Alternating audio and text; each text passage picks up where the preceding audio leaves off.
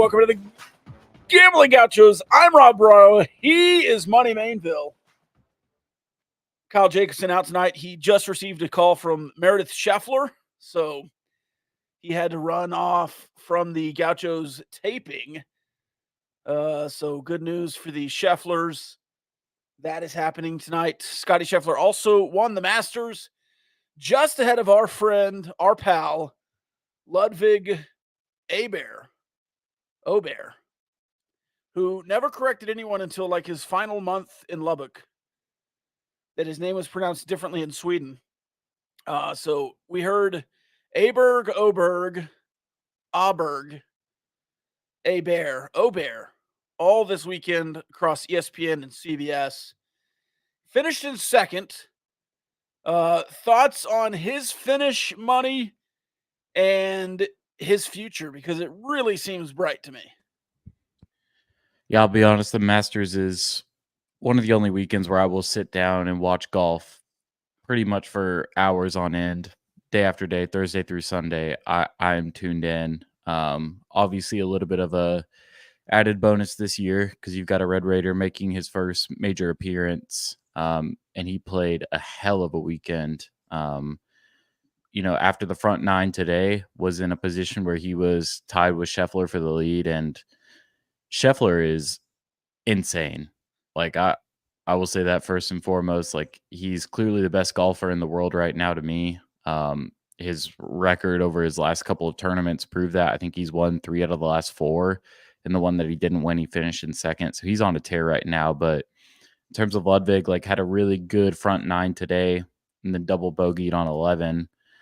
And that was tough because he even had 2 pars after that, or 2 bogeys, or 2 birdies, excuse me, after that. But yeah, that double kind of put him in a hole in terms of chasing that lead. But I mean, I'm a big no morals victory guy, but to finish second at Augusta in your first major appearance is one hell of a way to get on the stage. And, obviously I think Scheffler gets a lot of the attention, rightfully so, because he is kind of the peak of the sport right now. But you saw a lot of people over the weekend starting to talk about Ludwig, and that's exciting, man, because now you've got, 3 Red Raiders who are really starting to become, keystone parts of their sports. Obviously Young dealing with an injury right now, but obviously you've got Patrick Mahomes. Now you've got Oberg kind of making a name for himself this weekend, and I think that's going to continue.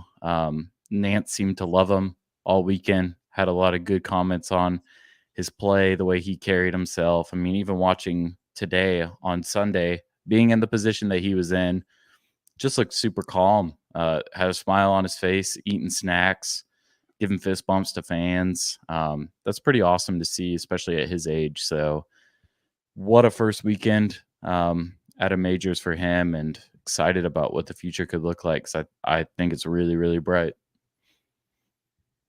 It feels like he was at Texas Tech 4 years ago with how much he's done in his pro career. He was a Red Raider last spring and has went out and won a Ryder Cup, now second in the Masters this weekend with a $2.1 million paycheck. It's not all about the money, but it's about the money. He's also an Adidas athlete. Texas Tech very soon will be an Adidas school. I would assume there's some strong crossover there that will happen with him and Mr. Mahomes. Just pretty incredible what he's done this early in his career. He's 24 and had a prolific collegiate career. And in his first full year post-college is doing this on the grandest of stages. Pretty special, pretty incredible. I think I saw a tweet today that said with the win today, he had amassed over $9 million in pro earnings. And I mean, like you mentioned, he was just a Red Raider, man. Yeah. That's insane. I think he's top 10 in the world. He will be for sure now. I think he was 9th coming into the weekend. Probably top 5 by the end of the year if he places in a couple of more tournaments. Good run. Pretty good run with Happy Gilmore too on the horizon. See if we can get a Ludwig Aberg I've said that for 5 years now. It's hard to get over it. Aubert, whatever it is. Shout out to him. Really, really good stuff. And Scheffler, potentially the weekend of his life. Basically going coast to coast since Friday in the Masters, his second green jacket, and having his first kid all in one weekend. I mean, that's pretty special. That's pretty special. Yeah, that's going to be one to remember for sure. He won't have any trouble remembering that birthday. It's a Masters weekend. Masters will help him keep track of that. Let's see. Any other golf thoughts? Any other Masters thoughts from this weekend? He looked pretty. Aubert looked pretty comfortable in the wind, I will say. What was that? Saturday, Friday? Whenever it's super windy, he looks pretty comfortable. The Rawls prepared him for that. Otherwise, did you do any pools? Did you make any bets? Did you have any picks? I did not know. I should have laid some cash on Oberg, but did not. But I don't know enough about golf to part with my hard-earned money to put it on the line. We made picks on Wednesday, I guess. I did pick Scheffler in a draft, but I got him second, so he wasn't the first pick overall. But I don't think I had anybody. My other three picks, I don't think were in the cut. So I took a. I mean, it was really easy to pick Scheffler, but I don't know that I got anybody else in the top 20. So I'm not going to brag too much about that. All right. It has been a while since we recorded. We missed on Wednesday. Circumstances out of our control. I will say this. A lot happened in the last week since last Sunday. And when we talked about it on Sunday, we talked about, you and I, the Arkansas coaching search and how terrible it was going and how brutally striking out the Arkansas AD and donors were, even though they had all this money. And then immediately after we recorded early on Sunday. Immediately after we recorded last Sunday, legitimate reports come out because there had been leaks earlier in the day that I ignored, that I thought were fake. Legitimate reports come out that John Calipari is in the mix, and not only in the mix, the candidate for Arkansas. That changed the whole dynamic of the Arkansas search and opens up a ginormous job for Kentucky.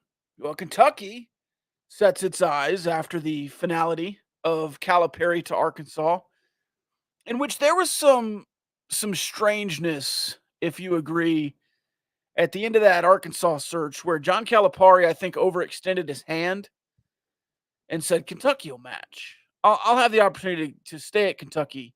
And Kentucky said no. That's what I felt happened there. And maybe they mutually wanted to part anyways. But I don't know if Arkansas was Calipari's dream job here.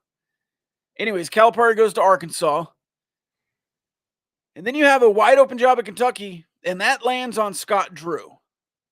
And I said to text message groups, to Discord servers, to anyone who would listen, there's no chance McCasland goes to Baylor. And then the Scott Drew stuff heated up. And there was Trilly Donovan posting on his own Discord server and leaking that McCasland had been reached out to. And then I start hearing from other people, this is happening, this has been said, there's a meeting planned. I'll tell you what, I got pretty nervous. And then Scott Drew turns him down. And we end up with Mark Pope from BYU returning home to Kentucky. But that was a whirlwind week.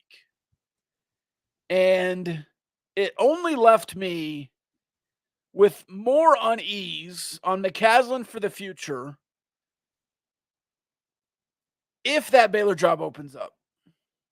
But I will say this, Scott Drew turning down Kentucky, they're not going to go back to him.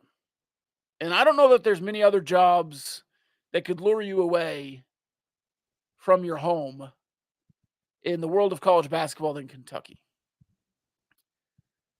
So, on one hand, I'm a little more nervous about McCaslin's future here at Texas Tech, even though nothing was quantitatively said that he would leave if that job opened up.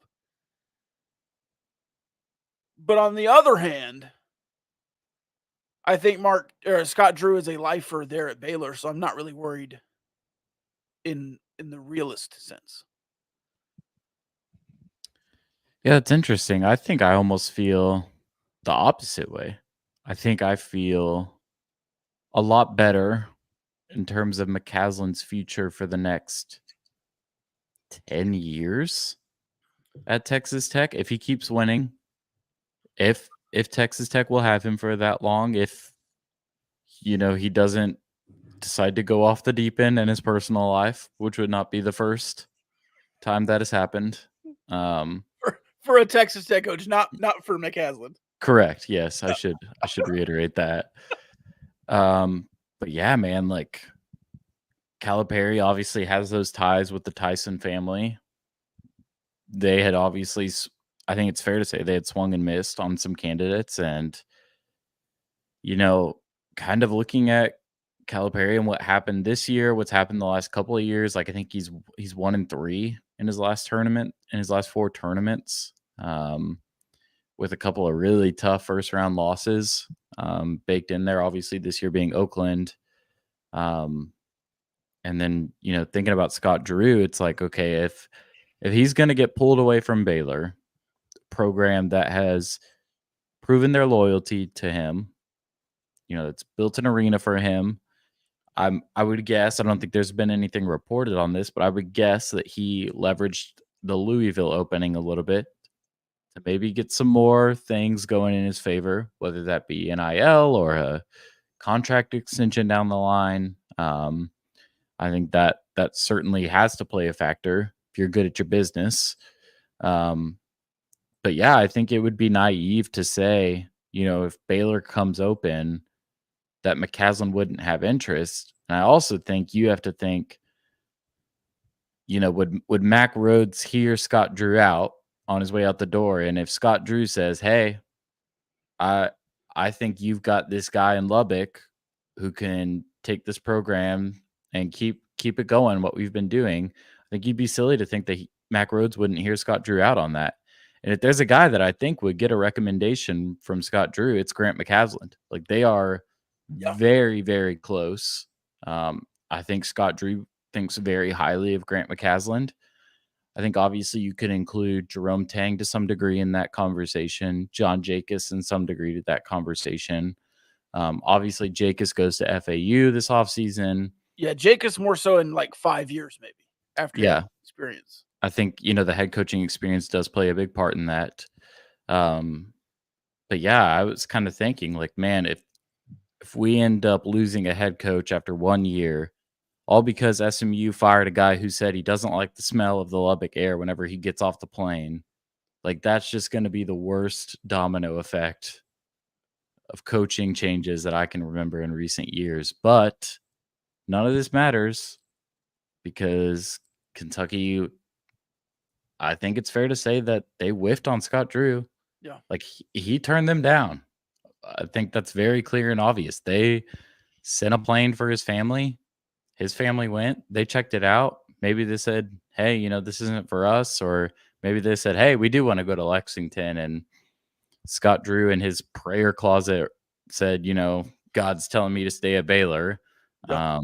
But whatever happened, I mean, it's hard to see Scott Drew changing jobs until he retires. And he's young, man. Yeah. Like he's 53, I think.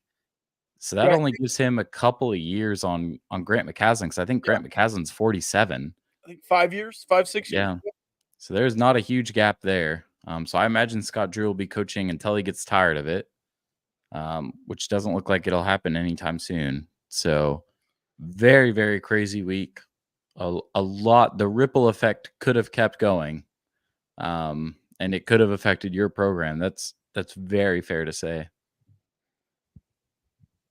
The only other like huge ripple effect I can remember. Now, USC to SMU is wild. That set off Arkansas, Kentucky, nearly Baylor, BYU. I mean, that is far reaching.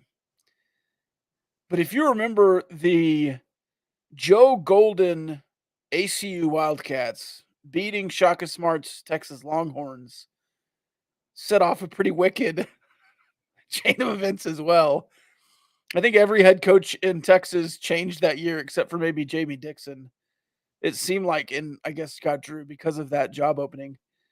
UTA lost their head coach because he went to the Texas staff. UTEP's head coach went to the Texas staff. Joe Golden got the UTEP job because Rodney Terry left. Shaka Smart obviously goes to Marquette afterwards, after he was fired. Chris Beard leaves Texas Tech for Texas. That was a wild one. Just from losing an NCAA tournament to the ACU, but this one, I mean, Kentucky, Arkansas, SMU, USC, BYU, and then whoever BYU hires, all in one breath, is just a crazy domino effect. Just incredible. Yeah, and I think it may stop at BYU because I think the leading favorite there is an assistant at Utah. So, or I've heard Barrett Peary's name mentioned, but he's also an assistant coach. So maybe it'll stop at BYU. But yeah, it's been a cycle, man. And I even remember the year that Beard left. That was the year Roy Williams retired. And I think he announced his retirement on the morning that Chris Beard took the Texas job. Yep. It was April Fool's, I believe. Yep, because everyone's like, "Oh, you should have waited." And I was thinking, man, like if Beard really wanted to, he could take that, or he could go for that UNC job. You know, maybe they had their eyes set on Hubert Davis already, but you know, you kind of the feeling was, you know, when Beard reached that pinnacle of success was, hey, if he wants to take a Kentucky, Duke, UNC, Kansas, if one of those jobs comes open, maybe he's put himself in a position to do that. And then obviously Texas fires Shaka, he takes that job. But yeah, I mean, crazy cycle for the last couple of weeks. Did you appreciate, think it was cool, the opening presser for, or the pep rally for Mark Pope getting out of the bus with the '96 championship team? And then he had the trophy at the end. Did you see that? I did see it. I'm conflicted. Yeah, it was all right. I think the nostalgia aspect is cool. And like there's certainly a play there to be like, this is where we've been, this is where we're gonna keep going. But also it just feels very like let's really buy into the fact that this is one of our guys. Yeah, it's pandering. Because the initial reaction to that hiring was so bad. Yes. It was so bad. And like I don't think Mark Pope is a great hire. Like, I don't think it's a home run hire for a program like Kentucky, but I also don't think it's a terrible hire. Like, it could play out. Like, I think the biggest thing with Mark Pope is he doesn't have an NCAA tournament win yet. He's got 2 first round exits on his resume. But he certainly like runs a very good brand of basketball. BYU's been fun to watch the last couple of years. Their offense was terrific this year. I think they were first in the country in 3-point percentage. But it's also like, okay, this guy's getting destroyed in the public eye because obviously we whiffed on a couple of these big ticket names. Now Rick Pitino's doing a video like pledging his allegiance to Mark Pope. Mark Pope's getting out of a bus with the championship team. It's just, Yeah. It's a little bit PR-y to me. Yeah.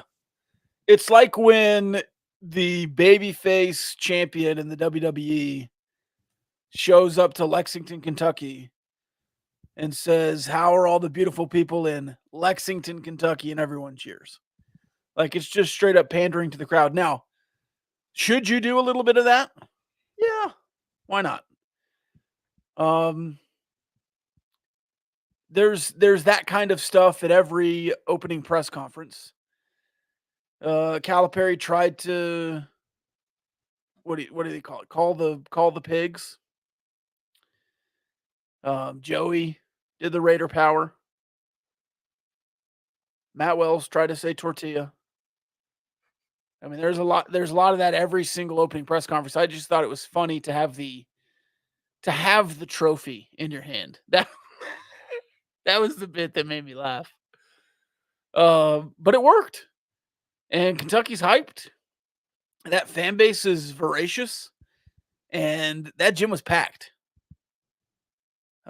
People talk about different jobs and different fan bases.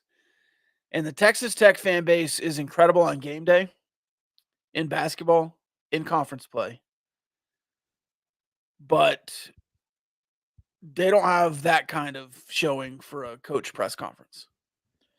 Yeah, I remember Mark Adams opening presser and being like, dang, this thing is pretty packed. Yeah. But then you see like Kentucky and there's like 15,000 people there at least. Like there were people that couldn't get into the arena. Yeah, pretty unreal. Like that's insane. But then again, it's Kentucky basketball. Like it's a league of its own. Yeah. I think that's fair to say. But yeah, it's going to be interesting to see how this kind of goes in the next couple of years, because now you've done this kind of PR move to kind of get some buy-in, get some excitement around the hire, which I think is totally fair to do. But now where do expectations sit? And obviously, like no guy is walking into a job and being like, all right, this is going to take us a little while. Like, please be patient with me, even if we suck next year. Like, no, you're going to get on the podium and be like, we're going to win championships here. That's what we're here to do. But I do think it's fair to say that like it might take him some time. I mean, his philosophy at BYU has been doing more with less. I think they've got the highest rated recruit in program history that was supposed to come in next season. Who knows what will happen with that? But like, he's got like 25-year-old freshmen balling out for him. His best player was coming off the bench this year. Ali Khalifa, supposedly doing some spy work at Louisville before he inevitably commits to Kentucky here in a few days. But yeah, it'll be interesting to see kind of how this first year goes, what talent he takes with him, how they translate to that level, and that degree of expectations that comes from putting on that Kentucky jersey, because it is certainly a different level. I will say this though, today in college basketball, more than any other sport, more than any other era, the opportunity is available to succeed quickly because of the transfer portal and because of NIL, especially at Kentucky. Does that mean it's obvious that you'll succeed immediately? Does that mean it's easy? Does that mean it's likely or that he should? No, none of that's true, but it's available. The opportunity is there, and it will be expected at Kentucky, just like it would be expected at Kansas and Duke and North Carolina. And hell, even Texas Tech, you wanted some quick success. I think if somebody took over Kentucky football from Stoops, you would say, all right, well, let's give him a couple years. You're certainly having a pretty long leash for Joey McGuire here at Texas Tech, but college football is just a different world. So I think those expectations will be there early, but we'll see what happens. I think Mark Pope's a good hire. I do. Of all the hires, I think that's a pretty good hire. Now, when you get $8 million from Arkansas and a promise of $7 million in NIL per year, it's hard to fudge that up. I would assume Calipari can put together a roster. It'll be interesting to see what his transfer portal classes look like because he's gone after high school kids mostly. But that'll be an interesting experiment. Calipari at Arkansas. Yeah, I'm intrigued to see how both of them go because I think both of their careers are kind of headed in opposite directions. Like Cal has reached the heights of college basketball before. He'll be a Hall of Famer. Mark Pope, on the other hand, is on the younger side, still doesn't have a tournament win attached to his name, but is running a style of basketball that I think has caught the eye of a lot of people that like to kind of view the game in that way, like to see the systems and the schemes and the way that they play out. But yeah, like even thinking about transfer portal stuff, like both of these guys now have to completely rebuild rosters because both of their rosters have gotten destroyed. And like with Cal, it's been a lot of one and done NBA blue chip recruits. Certainly, he acquired a couple of good transfers along the way to kind of plug some holes. Like he got Trey Mitchell, which by the way, the bit that Irrational does, where like apparently like every coach Trey Mitchell has Yeah, played under is gone now. That is crazy to me. yeah, But like Trey Mitchell, Oscar Tshiebwe, like he's had some guys that he's brought in and have played well. But yeah, it's been 5 stars. And then Arkansas has been like king of the transfer portal the last couple of years under Muss. So it's going to be interesting, especially this offseason, to see kind of what approach is from each guy because we're so late in the cycle that unless you can get some guys to flip their NLIs and, you know, come to your program now, which I'm sure there will be a few, but it's going to be interesting. yeah. And a coach like Cal, you might want to go after some high school kids that are already on campus or have signed those NLIs, not NILs, NLIs. Pope. It'll be interesting to see what he does. Speaking of rosters, we should probably get back to Texas Tech here. The Red Raiders looking to score a couple of their first transfers. A couple of guys listed as visits. I believe it was reported by Tobias Bass, a Bass bomb, that the Wyoming transfer was visiting here. And then the Drake transfer is in the mix. I think it was here over the weekend, Overton. What about Overton makes you excited? And then the kid from Wyoming we've talked about briefly, but what about him makes you excited? If they do it all. Overton's a guy I'm really, really high on. Obviously, we named an entire section of the city after him, so it feels like a lock. He's got the Luke Barnwell connection from Sunrise Christian up in Kansas, so I think that's a plus as well. But I mean, this is a guy who's a freshman, still kind of budding, but like came onto the scene at Duke or at Drake, excuse me, and just played really, really well as a freshman. Over 11 points per game, couple of boards, 1 assist. But the shooting efficiencies are really good. 44% from the field, 35% from deep, 80% from the free throw line. When you watch the tape, it's really resembling a true 3-level scorer. Those are becoming a little bit rarer in college basketball. A guy who, can either take a pull-up jump shot from behind the line, put the ball down and take the mid-range shot, or get to the basket. To do all three of those things well is really, really hard. But I think I saw that his overall offensive profile on synergy was in the 91st percentile last year in college basketball, which is very, very, very good. And then he's 6'5", which is a thing that gets me excited. I think it's fair to say that this staff probably wants to get a little bit longer, a little bit bigger, a little bit more athletic. And this is a guy who, even if you're looking at him from kind of the physical aspect of it and the way that he's built, definitely meets that bill. And then the other thing too is he only averaged half a turnover a game, and obviously did not have the ball in his hands a ton. Not a super high usage rate, but really took care of the basketball. And I think that's something that, if you look at the guard play last year, you're thinking, okay, if we want to get better, if we want to improve, if we want to give ourselves a better chance at winning, I think you kind of have to start at efficiency at the guard level.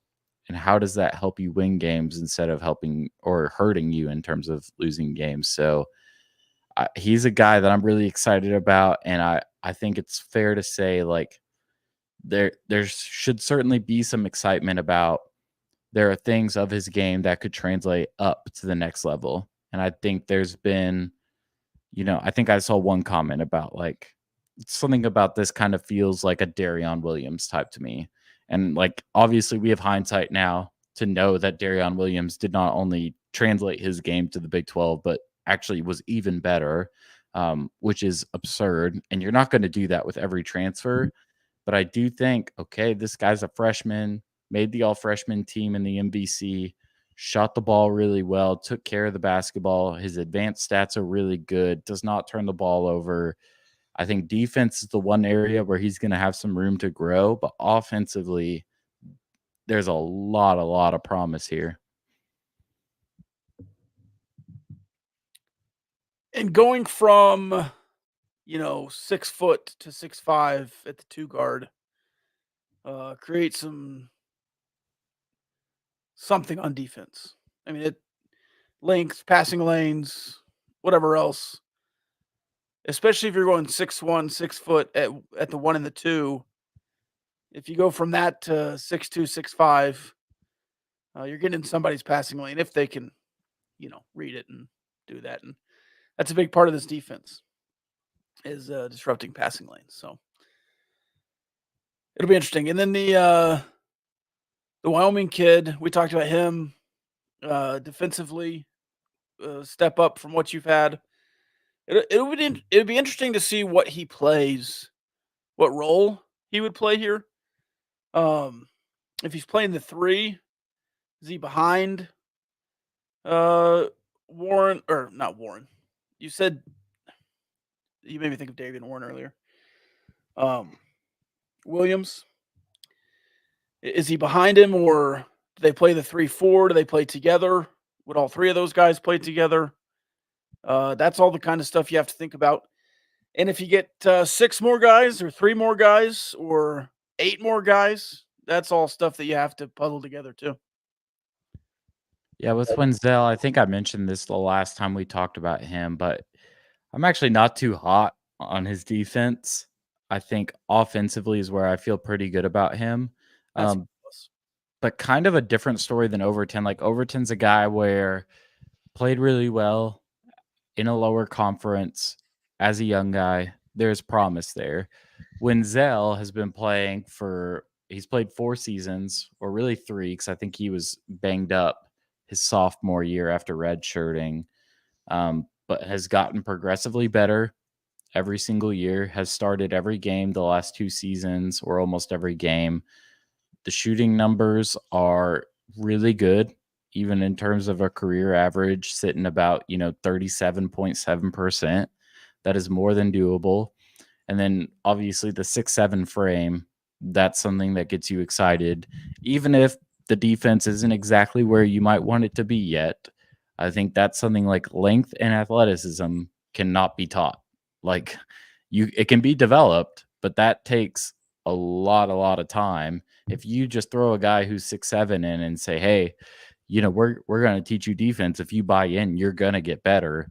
I think that's really, really exciting. And so with him, I think it's probably kind of like a big 3, or he plays the 4 if you want to go a little bit smaller.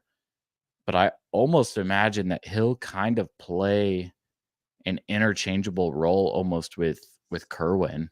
I think he's got that kind of offensive game. And if you're it's obviously going to be depending on your matchup, but if you've got a team where they've got a little bit more length than you do, I think that makes sense to say, hey, let's throw our 6'7" guy out there to kind of counteract what they've got going on offensively, instead of putting Kerwin out there, who I think the verdict is still out on him defensively. At least it is for me.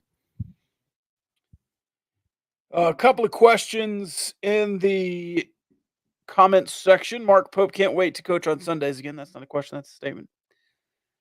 Mr. James says, will Kyle ever be coming back? Depends on what happens with Meredith Scheffler tonight. Are we interested in Mashburn Jr. from New Mexico? You know anything about that? I've not heard anything. I've looked at a couple of things on his game. I don't know if you would add him if you add Overton, because they're both score first guards. Obviously, it would not hurt to have multiple guys that can score the basketball on your team. Don't want to deny that, but I do think the fit would be a little bit interesting with him next to Overton. I think you would kind of want to try and get a true point guard facilitator type guy in if you do end up landing Overton. So I haven't heard anything on Mashburn, but I think it'll be interesting to see if that does heats up, depending on what happens with Overton. A lot of people from Kentucky obviously want Jamal Mashburn Jr. to come to Kentucky. We'll see what happens there. All right. Let's see. Texas Tech baseball also played this weekend. Do you have any other final basketball thoughts before we move on, by the way? I don't think so. Crazy week, man. Wild. This was one of those weeks where it felt like 2-1. A lot going on. Just insane. And it was, in some sense, it was really quiet for Texas Tech fans in the basketball world. Unless you're on the message boards and freaking out about Scott Drew. Otherwise, it was just an avalanche of things happening around the country. And it's not like a bunch of other teams are signing transfers either. Kansas State got one guy like a week ago. The Drake coach went to West Virginia and brought his son from Drake, who signed with West Virginia today or yesterday. But it doesn't seem. Oh, there's a kid, Arkansas kid or Alabama kid went to Texas. They're not even in the league anymore, so who cares? Uzon to Houston. I think that was the guy you were probably going to look at. Houston, maybe one or two guys they've gotten in and got a recommit from LJ Cryer, I believe, to come back for another season. A lot of guys. They're a big guy too. Emmanuel Sharp as well. So it doesn't seem like, I guess, beyond Houston, there's a ton of movement on any roster. Nobody's filling up quickly. They're slow playing. You kind of have to find the new pace. There was such a, 5-10 years ago, there was such a rhythm to the offseason. You knew what was going on. But I think coaches in the last 3 or 4 years have been trying to find the pace at which to look in the portal. There's still guys entering the portal. And you're going to have more guys enter the football portal this week. There's an intention for Cam Watts, to enter the transfer portal. Him from defensive back from Texas Tech. So you'll see more of that. But the basketball portal is not going away, and it's not going to be quick. I think we talked about June, July is when you'll rock up a roster completely. So we're in it for the long haul. That's the thing too. Like, you don't think all these coaches moving around is changing guys' perceptions on what they think their timeline is going to be? Oh yeah. Like, these guys are definitely sitting back and watching and thinking, okay, I'm watching the movement, because not only if a coach moves somewhere that I respect, if he moves somewhere where there's a better spot for me, or it causes one guy in their program to transfer out, now there's the opportunity for more minutes for me. Yeah, that absolutely plays a factor in how these decisions are made. And obviously, you just had the dead period end on Thursday. So there will be some more movement now. But yeah, I mean, nobody's made like a huge splash transfer, at least that I can think off the top of my head. Like, maybe the biggest one has been Tucker DeVries, and he just followed his dad. Like, right. Yeah, nationally. And everyone, not everyone, let's say there's a certain level of guy who is looking at Arkansas, Kentucky, Texas Tech, maybe that upper to mid level of Power Six transfer. But that top level of school is looking at all the guys looking to be in the NBA.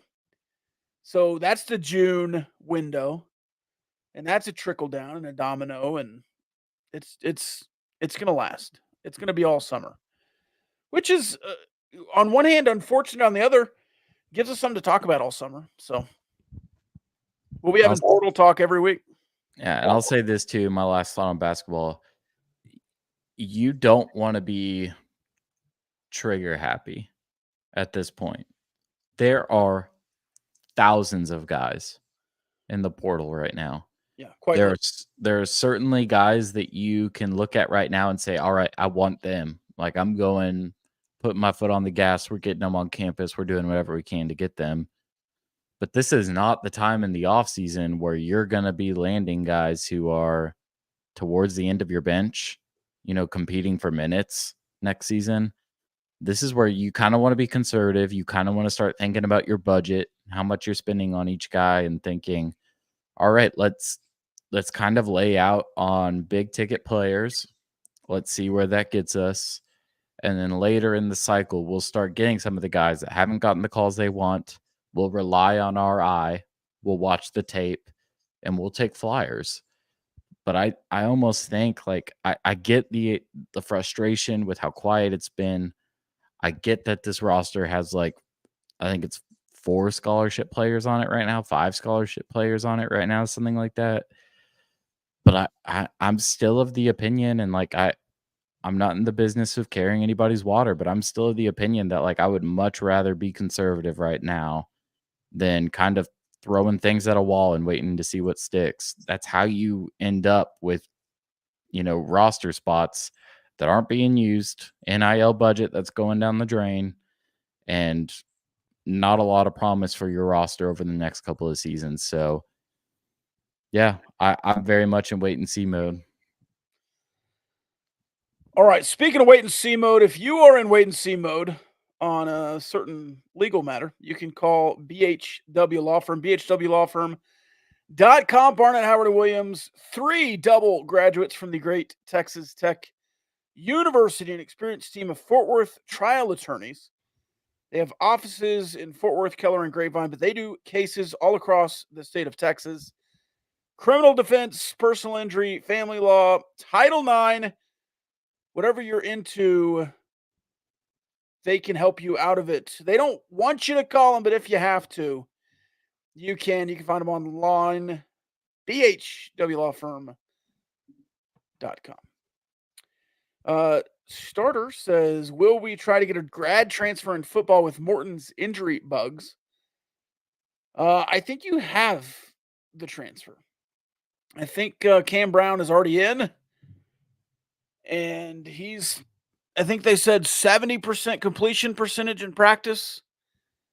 I don't know if that was live attempts or just period, because that is quite a different number. If he's 70% against wind in the skeleton, that's not great. If he's 70% in live reps against bodies, it's not bad. Good even. We'll see. Jake Strong, Will Hammond, Cameron Brown. Brown, allegedly, according to Don Williams, has gotten the bulk of the ones reps. So, assuming he is the second quarterback in line this fall, I don't know, but allegedly, Baron Morton will be ready on July 1st when they kind of ramp things back up for the fall.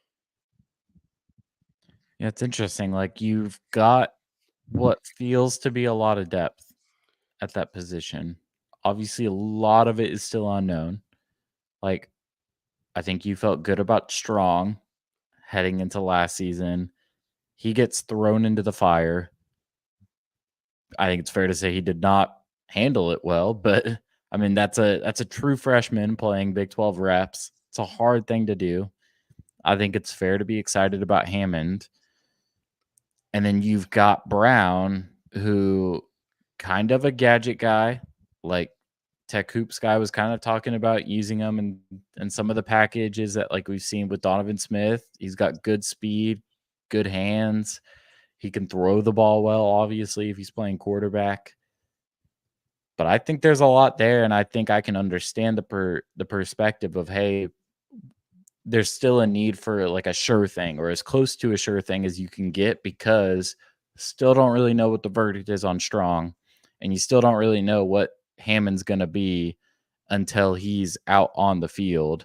But yeah, I'm excited about Cameron Brown. I hope he gets some reps this upcoming Saturday in the spring game because I kind of want to see what that looks like in simulated live action.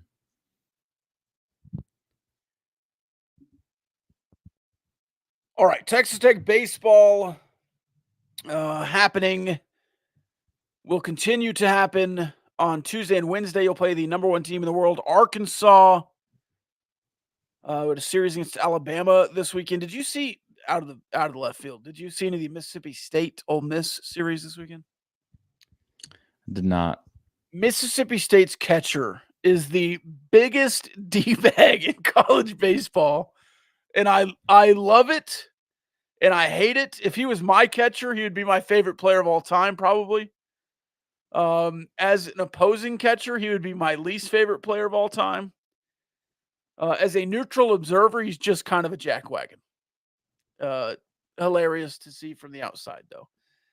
Anyways, back to the Red Raiders. They lose this week and they win on Friday night with Ryan Free as the starter. And then you lose another good start from Kyle Robinson. You lose a good start from Mac Hewer. About 3 defensive plays change the trajectory of the series. You have a dropped fly ball from Damian Bravo in the middle of game 2 that changed the game. Wasn't really the same after late inning runners in scoring position. You have 2 on, no outs today, and you cannot move those guys over into shifts and whatever else. You can't bunt. You're pounding balls into the second baseman. Nobody's moving over. You're hitting shallow fly balls, pop flies into the grass. Just not a very competitive 9th inning after getting 2 on. But I will say this, if you're complaining about the pitching after the first couple of weekends in Big 12 play, you can't really complain about the pitching from this weekend. It was the offense and the defense that didn't put you in a position to win, but you had great outings again from Josh Sanders, Parker Hutera, again, Mac Hewer, Ryan Free, Josh Sanders. Did I say him? I'll say him again. The bullpen and the starters were good enough to win a series this weekend, and your offense could not get it done. Like they were good enough at UCF to get a series victory, and the offense could not get it done, and defensively you couldn't get it done. Just kind of an overall upsetting weekend for Texas Tech baseball, but TCU at home has been pretty good. I know their record is not good. I know they got swept at home by Oklahoma, but this is a little bit of a different baseball team. And you saw them on Saturday. That game against Texas Tech was their Super Bowl. On Saturday, they bring out A-Belt. They bring out Cole Klecker to close the game. It is a shame you couldn't get it back today on Sunday. But you have an opportunity to split against Arkansas or beat Arkansas twice and be in the same position that you were in before the TCU series loss to do everything that you want to do this season. And that means get in the postseason. Maybe not win the Big 12. But I will say this, the 2 or 3 teams ahead of you right now, they are on the schedule. Oklahoma State right ahead of you. You play them in Stillwater still. Oklahoma and not Kansas. Who else is left on the schedule? Oklahoma, West Virginia, both on the schedule in Lubbock. So you go to Lawrence, you host Lubbock, you host West Virginia, and you go to Stillwater. Those 4 Big 12 series are ginormous now. And if you get a sweep at one of those home series, the top of the Big 12 looks way different. And if Baseball America puts out another NCAA tournament projection, you're in it right now. Because you swept Houston, because you swept Stanford, because you beat ACU twice in the last 3 weeks, and because you took 1 from TCU, especially if you win 1 against Arkansas, you're in the field and you're back in the mix to be a top Big 12 seed, top 1 or 2, 3 Big 12 seed.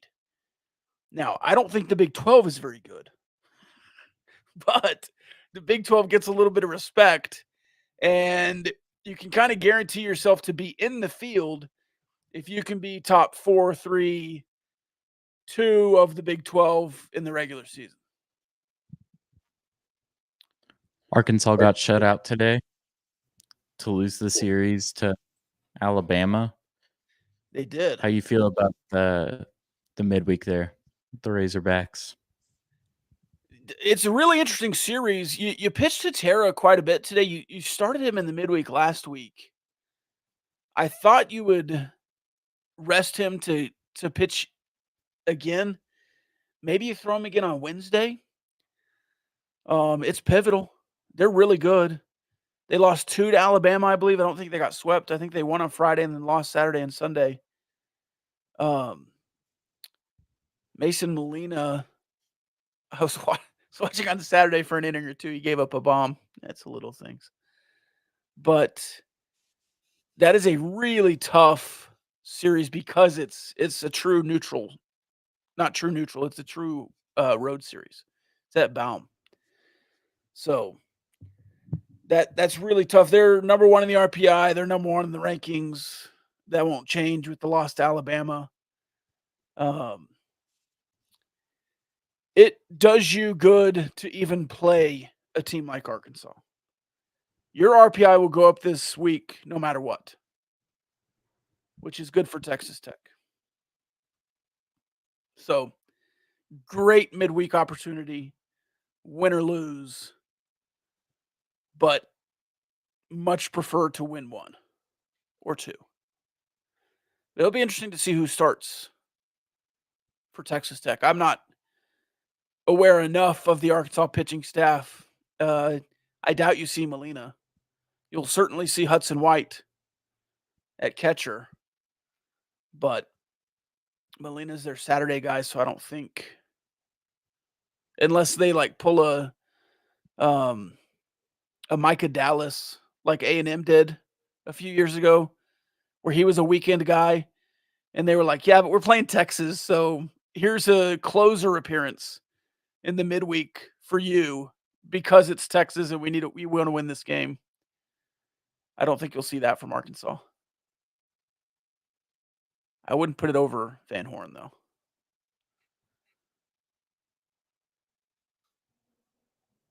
Let's see. Do we miss anything else? Can you guys play Fortnite? No.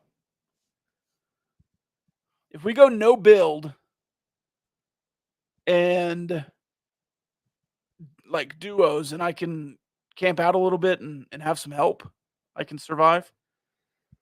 But if we're out building and playing solos, I'm getting bottom 10. I mean, I'm dying quick. I've played maybe 2 games of Fortnite my entire life. The only reason I know anything about it is my nephews are like big in the Fortnite game. I really don't play any video games except for sports video games. Same. And even that is kind of like, I'm starting to get stale on it. Yeah. Like everything's kind of feeling the same. Everything has microtransactions baked into it now, so I can't play any of the game modes that sound fun. Even like 2K now, like it's They're just microtransactions for my career, which feels backwards. Yeah. Even on Madden this year, I think you like had a limited amount of skill points, so I couldn't create like a god tier player, which is always like if I'm gonna play the game, at least reward me by like I'm in like season 8 with the Browns. Like let my guy have 99 speed. Like come Yeah. on. Won like 7 Super Bowls in a row. Um but yeah, I'm super excited for NCAA this summer. I really hope it doesn't let me down. I'm sure there will be parts of it that I hate, but I'm excited to play it. Yeah, I was just about to say the microtransactions, EA Sports. If now I don't have a console right now. If I go out and buy a console and buy NCAA football, and I'm in my first off season, and I've just completed spring football, and one of my guys jumps into the transfer portal, I have to pay $5 to upgrade my NIL. I'm gonna throw the new PS6 or Xbox, whatever it is, into the wall. I bet that's how it will be structured, actually. I hadn't thought about that, but I bet Uh, there will be like an NIL budget that's like baked into skill points and like how you perform throughout the season earns you skill points, but it's also like, hey, you're gonna end up being 2,000, VC short, and if you want to keep your starting quarterback, you're gonna have to purchase these points from the marketplace for actual dollars. Oh man, that's gonna frustrate me so bad to sit there and actually deliberate spending my money on that because I've been there. yeah, I will too. I Pro think tip on Madden Mobile was the first time I ever spent money on a game, and it was my mom's credit card. She was so pissed. I think the last 2K game I bought, I fronted my guy like $20 of VC to be good immediately because I didn't want to grind and I wanted to play in the park. What was that? 17, 18, 2K 17, whatever it was when the park was fun and you didn't have to like run through the whole city to get to the online twos and threes. Anyways, that's probably the first and last time I spent money on a sports game beyond buying the game. Thank you, Tad. I will take that into account. Wet Penguin says Texas Tech has lost 5 conference games by a total of 7 runs, 3 of those by 1 and 2 by 2. Yeah, you look back at that UCF series and this TCU series, both on the road, both with real opportunities to win the series, if not sweep the series, with better defense and one more run. Like if you take one error off the board and score one more run, this isn't a hey man, if you scored 17 more runs in that series against Texas, you probably would have won that series. It's no, just 2 plays different. And you're talking about a series win over a series loss. That's frustrating. It is. It is. This baseball season, if anything, has been frustrating. But you put yourself in the shoes of, let's say, a TCU who is desperate to beat Texas Tech this weekend. Um, it's a mad world out there, and I don't think anybody has more than 10 wins in the Big 12 right now. Baseball. So we'll see what happens there. Okay, that's all I have. Coming up on 60 minutes of us. Final thoughts, Money? Rangers are in a bit of a skid right now. Been trying to Nathaniel? watch more Rangers. It's impossible to, which is really frustrating. Like it's even gotten better in the Metroplex with the Mavs because now they're on the local ABC station every once in a while. Obviously, now the playoffs are about to start. So, but it's just impossible to watch the Rangers. You've gotten lucky with a couple of national TV spots early in the year. That helps when you win the World Series. But man, they've almost been no hit like twice in the last week. Lost like 6 of their last 8. And the A's are the opposite. I think they've won 6 of the last 8. Yeah. The A's. And that included a series win against the Rangers. Bad. Yeah, Nathaniel Lowe's coming. Josh Young will be back in June. Scherzer. The pitching in June or July. I'm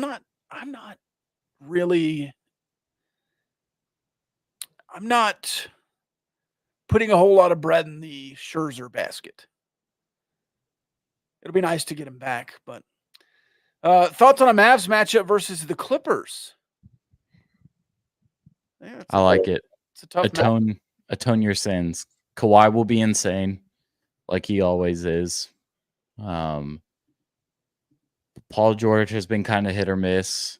I know that because he's on my fantasy team, or he was. Lost a championship game today. It was a good run for the boys, but eventually came up short. But yeah, I like the matchup. I like the opportunity to kind of, put one in the coffin for them. What does Westbrook do in that series? They just signed Kai Jones after his whatever happened with him the last couple of months. But other than that, I think he did the right thing resting guys the last couple of days, even though the results were very, very ugly. I think he lost by 50 today to the Thunder, which the Thunder are really good. So I guess that helps with it. Yeah. And then you scored 88 against the Pistons, which was really hard to watch. Have you scored over 90 in the last 2? Doing it 80, 87 against the Pistons and 88 maybe against I guess not, yeah. But I really like Lively. He's been an awesome piece. PJ Washington has been, ever since the Gafford-Washington trade, this has been a different team. You look at the metrics, the Mavs are top 5 offensively and defensively. They are playing their best basketball when they are healthy right now. So I think it's good for Luka to get some fresh legs, get Irving some rest. Now you go into this series. I think they tip off a week from today, if I'm correct. But yeah, I'm excited about it. It'll be good basketball. Not a lot of matchups that are jumping off the page in terms of excitement for me, but obviously I'm a Mavs fan, so that's one that intrigues me. But I think just in terms of the recent history with the two teams, it'll be a lot of fun. I think Luka should win MVP this year too, but who am I? Luka, obviously Joker, shy. Now that they won the 1 seed. Interesting conversation there. I'm not a big NBA guy, but it is what it is. I watched the playoffs. I will tune in for the playoffs. Big hockey playoff guy. The Stars in a position to be good in the playoffs. The Mavs in a position to be good in the playoffs. The Rangers season heating up. It's going to be a fun summer in the Metroplex, for sure. I think I read a column in the Dallas Morning News last week about how this is one of the most exciting times for sports in the Metroplex, and then it's just you just got the Cowboys that are kind of the ugly stepsister, just hanging out in the corner. It's like that and dragon. That's just wild. The 3-headed dragon meme. That's two really mean dragons, and then the derpy one. It's tough. Yeah, best sports summer since in the DFW since 2011 when the Mavs won their championship and Rangers went to the World Series. The Stars were playing good hockey around that time, I believe. What did they win in 2009? Did they win in? Maybe they won in 99, not 2009. That's a big difference.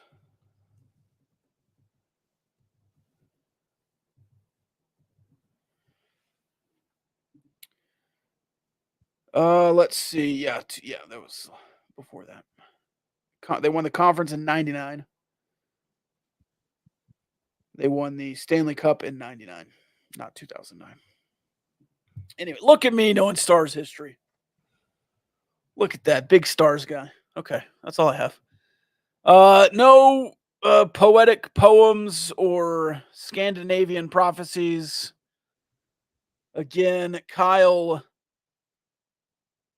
out. He'll be back. Somebody asked earlier if he'd be back. He'll be back eventually. Maybe.